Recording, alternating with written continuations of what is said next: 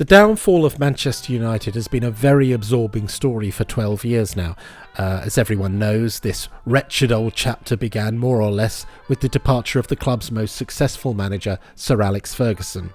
Here he is on his last day, telling the fans that they will never experience happiness again. But why is it that virtually every decision made since Sir Alex Ferguson left the manager's office has now been to the detriment of the club's progression? And why does this chapter show no signs of closing? Over the years, critics, pundits, fans and former players have cited a myriad of different reasons for this terminal descent. They've blamed the managers, the owners, the directors, the tactics, the players, the training, the diets, the stadium, the egos, the media, Avram Glazer's hideous bald man ponytail, everything. They've pulled apart and dissected every single conceivable factor as to why their club has morphed in 12 years from perennial champions and giants of world football to a fragmented team of strangers languishing just above the dotted line who couldn't tell the difference between free-flowing football and a jar of chutney. The defining point in Manchester United's recent turbulent history came when Ed Woodward, an investment banker and wishy-washy Ian Hislop lookalike, was appointed executive vice chairman in 2013 by the Glazer family, who took ownership of the club in 2005 in order to make themselves billions of dollars from share sales and dividend payments. Disciples of this long-suffering saga are all in agreement that Ed Woodward lacked the experience, the judgment and the vision to succeed in the role. His background in finance meant he oversaw a lot of spending in the transfer market, but seemingly failed to grasp the importance of continuity on the field. He didn't surround himself with football people. He was a businessman, and this was a business, although technically he f***ed that side of things too, so maybe he didn't surround himself with business people either. Maybe he just sat in his office by himself all day playing with a big plastic truck. Who knows?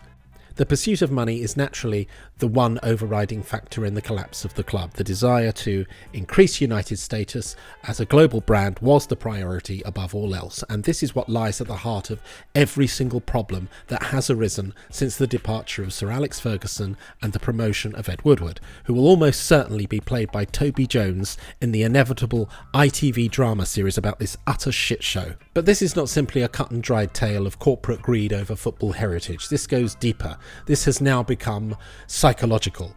The Glazer family's profit-driven single-mindedness combined with their total lack of humanity has evolved into a virus at the club. The toxicity of the billionaire mindset has grown and mutated over the last 12 years at Manchester United like a three-headed comic book monster, and it's been able to do so without regulation.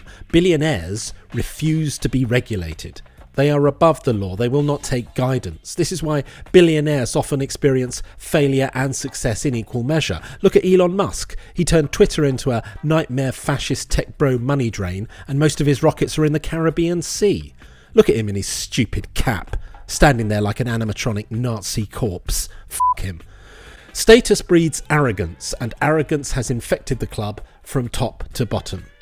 The toxicity of the billionaire mindset has manifested itself throughout the club, creeping up the walls of Old Trafford like black mould.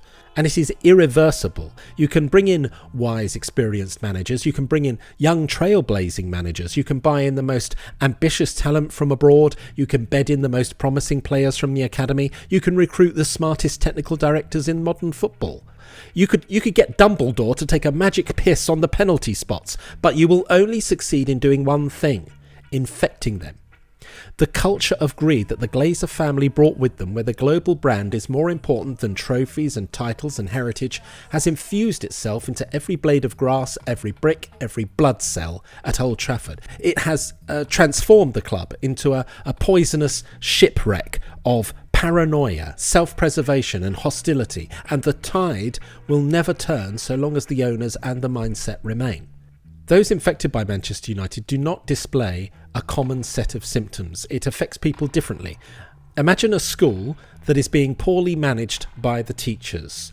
The children's education is suffering. The building is falling down. The classes are structureless. The technology hasn't moved beyond a single flickering overhead projector. Morale is low. Now imagine you're a student at the school. How would you approach this turbulent, hostile environment every day? How would it affect you as you dodged the paper aeroplanes and the falling plaster? Would you become more irresponsible, more authoritative, more aggressive? Would you become confrontational with the teachers? Would you develop an ego? Would you twist the system to suit your own needs? Alternatively, would you lose confidence? Would you lose whatever talent you had? Would you try and keep a low profile and stay out of trouble? Would you shift focus onto others to escape scrutiny? Would you disappear into the shadows completely and suffer in silence? Or would you be so outraged at the disregard for your education that you tried to speak out, tried to rebel, attempted to turn others to your way of thinking? Since 2013, Manchester United has had its fair share of rebels, hiders, manipulators, nonconformists, challengers, dissenters, pessimists and aggressors, all contributing in one way or another to the turmoil at the club. But not one of those players or managers walked through the doors of Old Trafford on day one looking to create unrest or to enrage the fans. The culture of Old Trafford encouraged it. The culture of Old Trafford turned them into people they didn't want to be. The club infected them. It brought out the worst in them. The club is rotten. It's as rotten as a forgotten banana at the bottom of a sports bag. It's gone. It's not even good for banana bread. One only has to look at recent examples of players leaving Manchester United to understand why taking off the red jersey is as liberating as removing a concrete cassock. Marcus Rashford is motoring down the wing with purpose and hunger for Aston Villa. Anthony is scoring goals and providing assists with alarming regularity for Real Betis. Scott McTominay is a key player in Napoli's push for the league title, and Donny van de Beek is getting back to his best at Girona, telling Voetbal International last year that he feels like a footballer again. Good for you, Donny, because frankly, watching your little head above that strange raised brick dugout every other week was painful. When students walk through the school gates at the start of a new year, most of them aren't looking to cause trouble. Most of them don't want to start pinging paper aeroplanes around and railing against the teachers. But if over time they discover that their school is in a state of disarray, that the whole system is being abused, that the building is crumbling before their eyes, they will have no option but to adapt to that toxic environment in order to survive. And as I've said, adapting to a toxic environment means having to become a person you don't necessarily want to be. And when I refer to students, I'm not just talking about the players, I'm talking about everyone who works at Manchester United, including the managers. Louis van Gaal, Jose Mourinho, Ole Gunnar Solskjaer and Erik ten Hag were all faced with the same toxic environment at Manchester United and attempted to overcome it in different ways. Mourinho and Van Gaal fought hard against it and made enemies. Ole Gunnar Solskjaer tried to make peace and unite the club, but it weakened his position in the long term, so that by the end of his tenure he was about as commanding as a pigeon on crutches.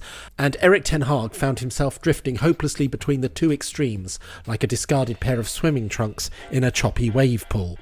In the end, they all failed, because the Old Trafford infection was too overpowering, too disruptive, too brutal.